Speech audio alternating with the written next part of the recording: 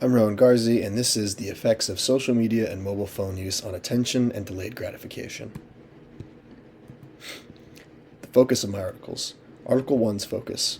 How has mobile phone usage affected students' attention spans, and how has that further affected their academic performance? The hypothesis. A high degree of mobile phone use leads to a reduction in attention span and negatively impacts academic performance. Article 2's focus. How has social media usage negatively impacted young adults' ability to delay gratification? There are a total of 3 hypotheses for this article. Number 1, there will be a significant difference in the delayed gratification scores between participants in the low social media condition and participants in the high to medium social media condition. Hypothesis 2, there will be a significant difference in the performance on the Stroop task between participants in the low condition and participants in the high to medium condition. Hypothesis 3, there is a positive correlation between delayed gratification scores of the participants and their performance on the Stroop task. Now, Article 1, investigating the effect of mobile phone use on students' attention span and academic performance. So, the methods. How was the study conducted? A mobile phone addiction questionnaire was sent out to multiple art high schools in Darmian City, Iran, with the mean age of the students being 17. This questionnaire was a self-report consisting of 22 questions based on a 5-point Likert scale, with answers ranging from completely false to completely true. Scores ranged from 22 to 110. Based on student scores, they are categorized as either students with normal use, moderate overuse, or extreme overuse of mobile phones. 40 students from each category were selected, with a total of 120 students. There were 20 girls and 20 boys in each category. Each of these students was then administered the Selective Attention Test, aka the Stroop test. In the Stroop test, participants are presented with words. Each word is a color, but it is printed in an ink that either matched or conflicted with the written word itself. As you can see here in the example, they were shown a total of 48 matching and 48 conflicting words at random, and they were asked to determine the color of the word regardless of its meaning. Finally, students' academic performance was measured. 2 practical and 2 theoretical courses they had taken were selected at random, and the scores for these courses were then recorded. Results. What did they find?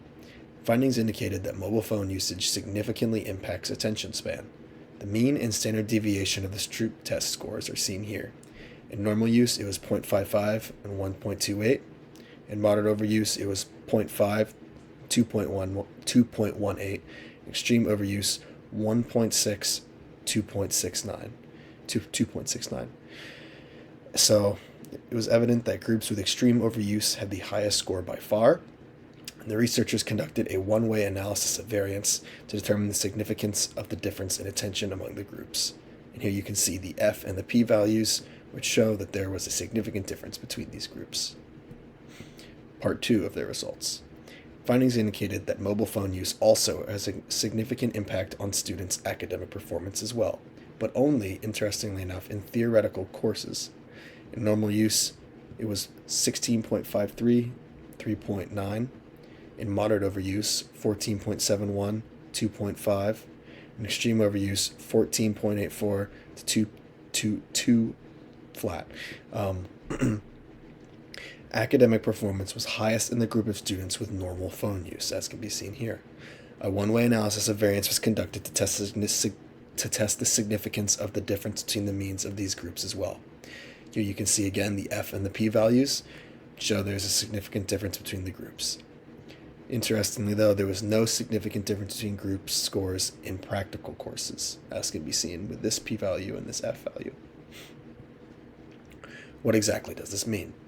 Researchers believe that these results confirm that a high degree of mobile phone use leads to a reduction in attention span, which aligns with previously conducted research.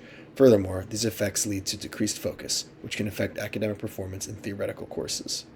The researchers hope that educational institutions explore new ways to prevent mobile phone addiction, that the issue is taken more seriously by both parents and caretakers. Article 2. To what extent does social media usage impact the ability to delay gratification and attention spans of teenagers in Mumbai? How is the study conducted?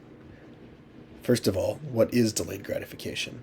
It is the ability to resist an impulse in order to obtain an immediately available reward, often with the goal of earning a more valuable reward later, such as the marshmallow experiment. 41 students between ages of 16 and 18 were selected and administered the DGI-10. The DGI-10 is a test that measures individual differences in gratification delay. It asks questions regarding food, physical pleasures, social interactions, money, and achievement, and these answers are all scored. For this study, extra questions were added regarding how much time participants spend on social media. Based on participants' responses to these questions, they were placed in one of three conditions: low, with an average screen time of 0 to 2 hours a day, with a sample size of 14, medium, or not sample size, sorry, the total number of participants in this category, medium, an average of 2 to 4 hours a day, with 20 participants in this category, and high, an average of 4 or more hours a day, with 7 participants in this category. Participants in all three conditions were then asked to complete the Stroop task, which we discussed earlier. Results. When looking at DGI-10 scores, the higher the score, the higher the individual's ability to delay gratification. The low condition had an average score of 37.57. In the medium condition, the average was 35.52, and in the high condition, an average of 34.71. These results demonstrated to the researchers that high social media usage is likely correlated with a lessened ability to delay gratification. However, there was no significant difference in the delayed gratification scores between the high to medium social media use groups, as can be seen with this p-value, and the group with less social media at a significance level of 0.5. When analyzing the results of the Stroop task, the low group took an average of 41.57 seconds, the medium group took 40.62 seconds, and the high group took 41.85 seconds. Based on their results, researchers found that hypotheses 2 and 3 are not supported. There was no significant difference in the performance of the Stroop task between the high to medium social media use group, as can be seen with this p-value, so hypothesis 2 was rejected.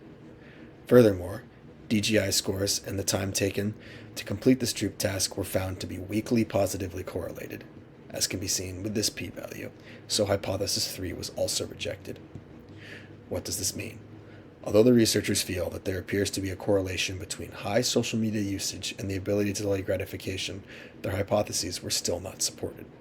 The initial section of the study using the DGI-10 resulted in similar findings to studies that have been previously conducted. However, their efforts to support their hypotheses regarding attention using the Stroop test were unsuccessful.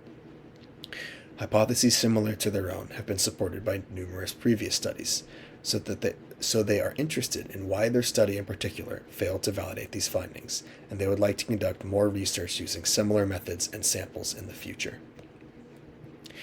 Thank you.